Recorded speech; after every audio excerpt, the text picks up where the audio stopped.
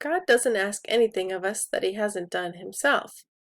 He doesn't ask us to act justly without acting justly himself. God plans on destroying Sodom. Abraham knows that's where Lot is. Abraham believes Lot is righteous before God. God has plans to destroy Sodom. Why? Because they're sinners? Because they aren't walking in the way? Because they're more wicked than the rest? No, because of the outcry. The righteous are in distress. They have cried out to God.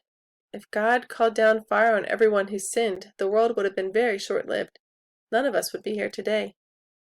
God acts in justice on behalf of his children, on behalf of the chosen, those he has chosen and who have chosen him, those who keep to the way. When we read in the prophetic books in the Bible all about the great destruction of places like Assyria and Babylon, we are reading about how God has listened to the cries of his people. We are hearing about how he will defend them, stick up for them, pay back the wrong done to them.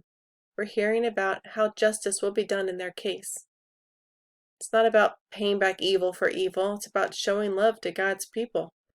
Abraham keeps to the way. He is right standing before God. He has a relationship with him.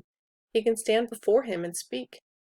He reminds God of his justice, and God agrees that he will not sweep away the righteous with the unrighteous. God distinguishes. He draws lines. He knows whose are his. He can send a punishment on a city, on a nation, and yet save an individual in it. And what's punishment for one can be a discipline for another. One is turned away forever. Another is drawn in closer by the very same act. It's God's justice in action. He is just and will always act justly. He will bring about justice in your case. The devil has stood before God accusing you, but God will judge in your favor because of the blood of Jesus. He will order the recompense due in your case.